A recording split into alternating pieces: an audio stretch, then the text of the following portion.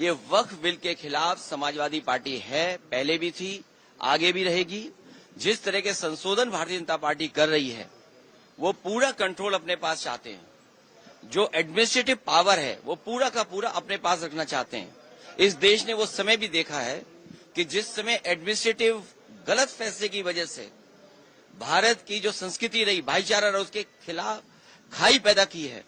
और अगर हम इनका जो फैसले लिए अगर पलट करके देखें, एंग्लो इंडियन बिल जिसमें कि सदस्य एक बनता था, चुन करके आता, वो अपॉइंट होता था, वो बिल ले लिया वापस, वो आरक्षण छीन लिया, आरक्षण एंग्लो इंडियन का छीना, नोटबंदी से रुपया छीना, लेकिन भ्रष्टाचार बढ़ गया, रुपए आज भी निकल रहे हैं। जीएसटी कानून लाए, उधर व्यापारियों का सब कुछ छिन गया, दिन भर वो केवल जीएसटी का चक्कर काट रहे हैं।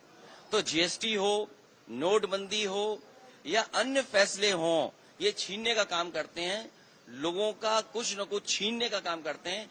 वक्फ के माध्यम से ये कहीं न कहीं संदेश ये देना चाहते हैं कि अपना वोट बैंक ठीक कर लें, क्योंकि नौकरी दी नहीं, रोजगार दिया नहीं, किसान की आय दोगुनी हुई नहीं, तो इनका वोटर भी इनसे नाराज है। देखिए, जिस वोटर को ये तुष्टीकरण कहते थे, हम लोग तुष्टीकरण कर रहे हैं, क्या ये तुष्टीकरण नहीं दे रहे हैं? कर रहे हैं किट बांट करके। अभी ईद पर जो किट दी है, क्या ये तुष्टीकरण में नहीं आएगा? क्योंकि इनको पता है इनका वोट खिसक गया है।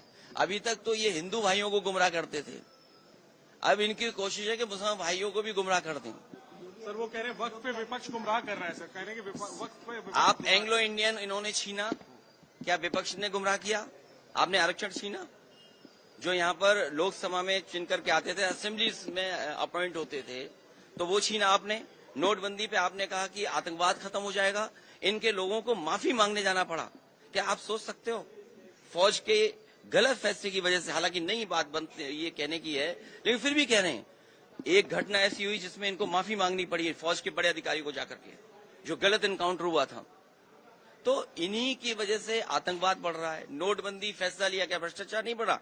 एक व्यापारी उत्तर प्रदेश में, जिसके इत्र व्यापारी था, कारोबारी, 250 करोड़ रुपए निकला था नोटबंदी के बाद, और ये कहा गया समाजवादी पार्टी का है। जब इनकी बदनामी हुई, इनका फैसला गलत हुआ, इन्होंने अपनी बदनामी छिपाने के लिए समाजवादी पार्टी के जो पूर्व एमएलसी उसके घर पे छापा मारा। तो जीएसटी सरलीकरण कह रहे थे, इसी लोकसभा में आजादी की तरह जश्न मना था जीएसटी का। जीएसटी से क्या व्यापारी संतुष्ट है? जीएसटी से करप्शन बढ़ा, महंगाई बढ़ी और व्यापारी के सामने संकट पैदा हो गया।